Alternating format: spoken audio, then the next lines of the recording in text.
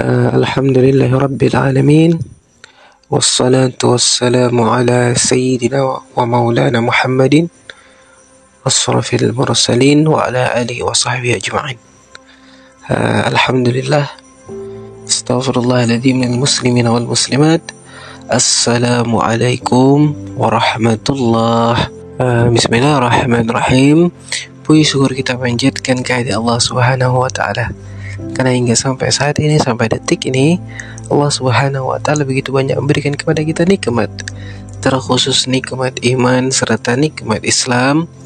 Maka tak lupalah kita untuk senantiasa bersyukur kepada Allah Subhanahu wa taala dengan ucapan alhamdulillah ya Allah. Adapun beberapa contoh doa yang bisa kita munajatkan kepada Allah Subhanahu wa taala, semoga Allah Subhanahu wa taala menambahkan iman kita. A'udzu billahi minasy syaithanir rajim. Bismillahirrahmanirrahim. Ya Allah ya Allah, Allahumma ahyina bil iman wa amitna bil iman wa anshurna bil iman wa adkhilna al jannata ma'al iman. Amin ya Allah. Salawat serta salam tak lupa juga kita haturkan kepada baginda Rasulullah sallallahu alaihi wasallam. Semoga harap hati Allah Subhanahu wa taala mengampunkan dosa kita dan Rasulullah sallallahu alaihi wasallam berkenan nantinya di yaumil akhir memberikan syafaat kepada diri kita. Amin ya Allah. Dengan ucapan Allahumma salli ala sayyidina Muhammad wa ala ali sayyidina Muhammad. Dan tak lupa juga kita untuk senantiasa bermunajat kepada Allah Subhanahu wa taala untuk mendoakan kedua orang tua. Semoga nanti harap hati Allah Subhanahu wa taala mengampunkan dosa-dosa kita dan kita termasuk ke dalam golongan anak-anak yang berbakti kepada kedua orang tua. Amin ya Allah, amin ya Rabbal Alamin. Dengan ucapan Allahumma ighfirli dzunubi wa liwalidayya warhamhuma kama rabbayani shaghirah. Asmaul Husna ya Allah Subhanahu wa taala yang ke-16 ialah Al-Qahhar. Di dalam Al-Qur'anul Karim banyak disebutkan nama Allah Subhanahu wa taala Al-Qahhar ini. Di antaranya firman Allah Subhanahu wa taala di dalam Al-Qur'anul Karim pada surah As-Saad ayat 65. A'udzu billahi minasy syaithanir rajim. Bismillahirrahmanirrahim. Qul innama ana munzir wa ma min ilahin illallah wa ma min ilahin illallahul wahidul qahhar. Dan juga firman Allah Subhanahu wa taala pada surah Al-Ghafir ayat 16. A'udzu billahi minasy syaithanir rajim. Bismillahirrahmanirrahim. Limanil mulkul yawma lillahil wahidul qahhar.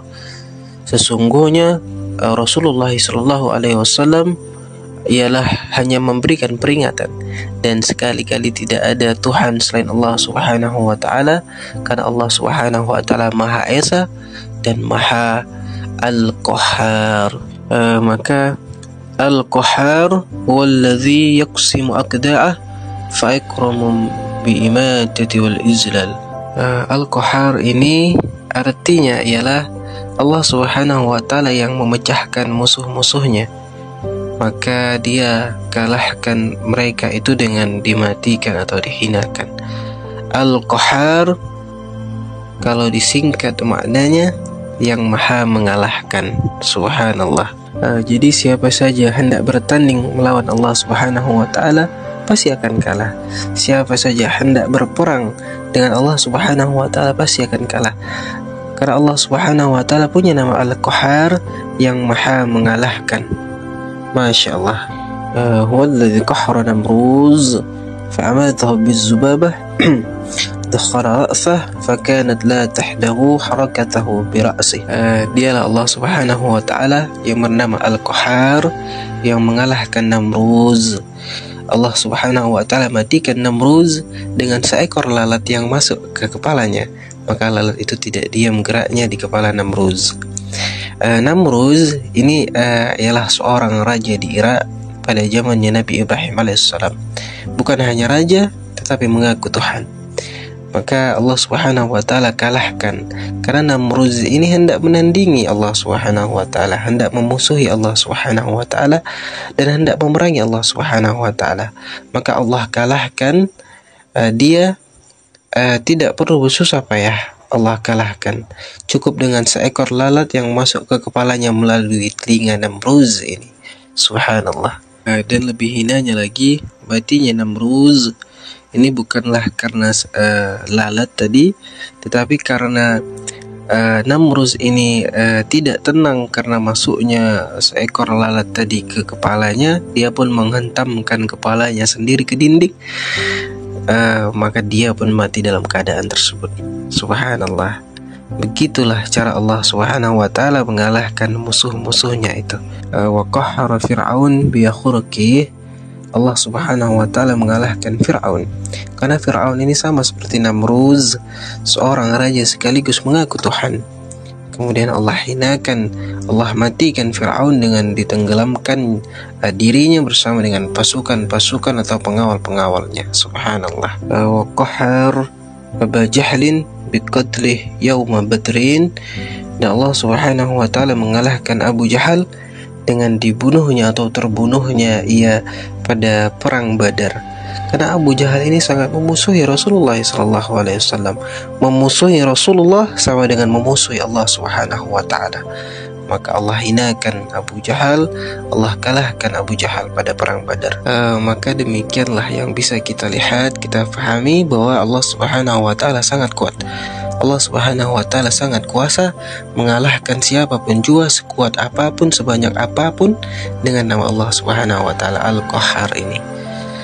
Akan tetapi sebagai sunnatullah, adabnya Allah Subhanahu wa taala, Allah tidak mau langsung mengalahkan itu.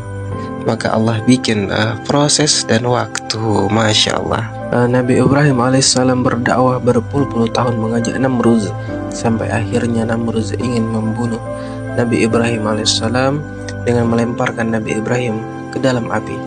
Kemudian Allah Subhanahu wa taala berfirman pada surah Al-Anbiya ayat 69, Bismillahirrahmanirrahim. Qulna ya naru kauni baradan wassalaman ala Ibrahim. Kata Allah, wahai api, jadilah kamu dingin dan penyelamat bagi Nabi Ibrahim alaihissalam. Subhanallah. Berpuluh-puluh tahun perjuangan Nabi Ibrahim alaihissalam, baru Namruz ini dihinakan, dimatikan oleh Allah Subhanahu wa taala. Itulah sunnatullah, adabnya Allah Subhanahu wa taala.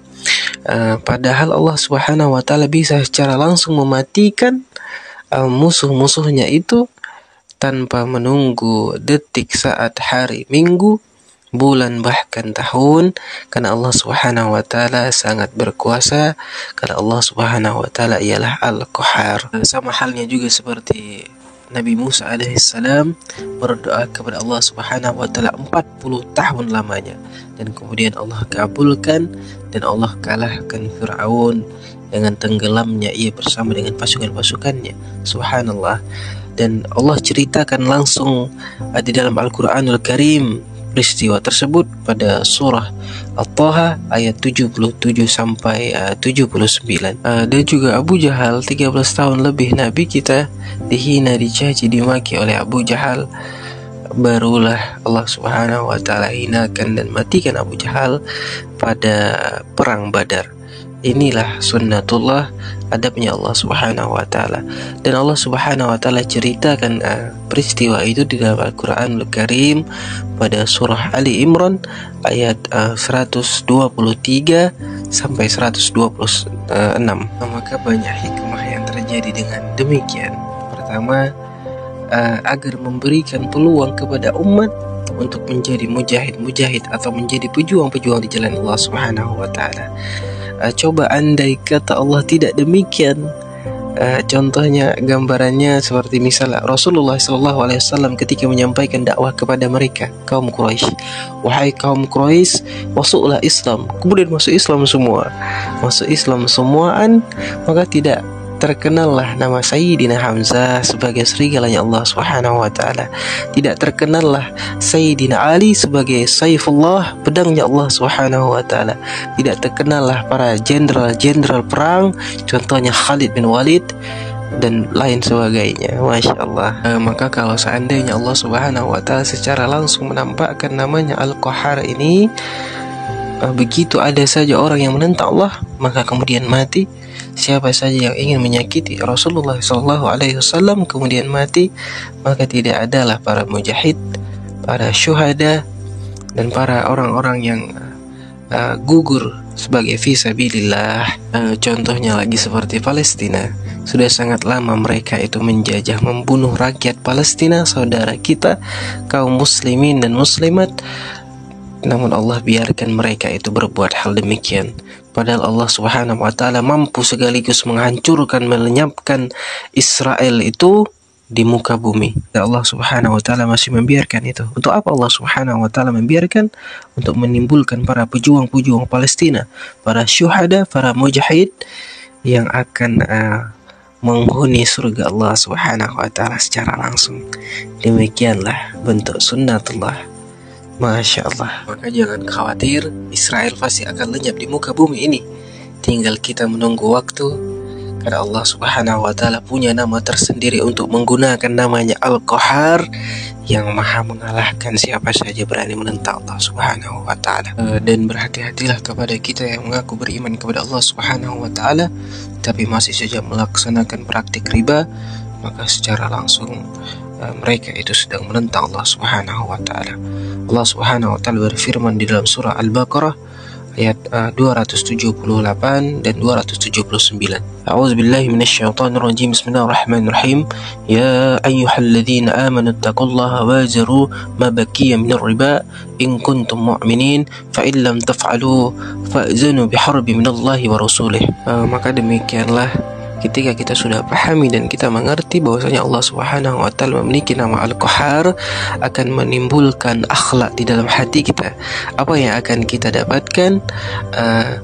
Al-mu'min bismillahi ayyaqra da'a. Orang yang beriman dengan nama Allah Subhanahu wa taala Al-Qahhar ini akan berusaha mengalahkan musuh-musuh kita, supaya menjadi bukti kalau kita beriman dengan nama Allah Subhanahu wa taala ini. Maka yang paling musuh dari sekian musuh buat kita adalah nafsu wasyaitan, nafsu dan syaitan. Banyak sekali firman Allah Subhanahu wa taala di dalam Al-Qur'anul Karim berkenaan tentang dua hal ini. Maka bagaimana cara mengalahkan kedua hal ini? Bimukhalafatihima, dengan menyalahi kedua-duanya, artinya tidak menuruti nafsu dan syaitan, tidak berkawan dengan nafsu yang tidak baik dan tidak berkawan dengan syaitan yang menggoda kita. Firman Allah Subhanahu wa taala pada surah Yusuf ayat 53, Innan nafsu la'amartu bisu, sesungguhnya nafsu itu selalu menyuruh kepada kejahatan, illa ma rahim rabbi, kecuali nafsu yang diberi rahmat Allah Subhanahu wa taala. Allah Subhanahu wa taala berfirman pada surah Al-Isra ayat 53, A'udzubillahi minasyaitonirrajim. Bismillahirrahmanirrahim. Innasyaitana kana lil insani aduwwum mubina. Sesungguhnya syaitan itu adalah musuh yang nyata bagi manusia. Akan tetapi ketika kita beriman kepada Allah Subhanahu wa taala, innasyaitana kana dha'ifa. Sesungguhnya syaitan itu lemah. Subhanallah. Maka ada nasihat daripada para ulama yang sangat penting yang menjelaskan supaya kita mengetahui apakah hal ini dari syaitan ataupun dari nafsu. Bagaimana caranya kita mengetahui? Apabila contohnya kita hendak melakukan perbuatan yang tidak baik atau terlintas di dalam hati dan pikiran kita, maka bawa langsung berzikir kepada Allah Subhanahu wa taala. La ilaha illallah, astaghfirullah, la ilaha illallah, astaghfirullahal azim. Karena syaitan itu akan lari ketika kita berzikir kepada Allah Subhanahu wa taala. Tetapi ketika masih saja kita hendak melakukan perbuatan yang tidak baik, maka itu datang dari nafsu. Karena nafsu ini menetap 24 jam di dalam diri kita. Maka solusinya ialah hadirkan rasa takut di dalam hati kita dan bawa berzikir kepada Allah Subhanahu wa taala setiap saat, dan hadirkan di dalam pikiran kita tentang nikmat-nikmat Allah Subhanahu wa taala. Semoga kita terhindar dari dua hal ini. Amin ya Allah.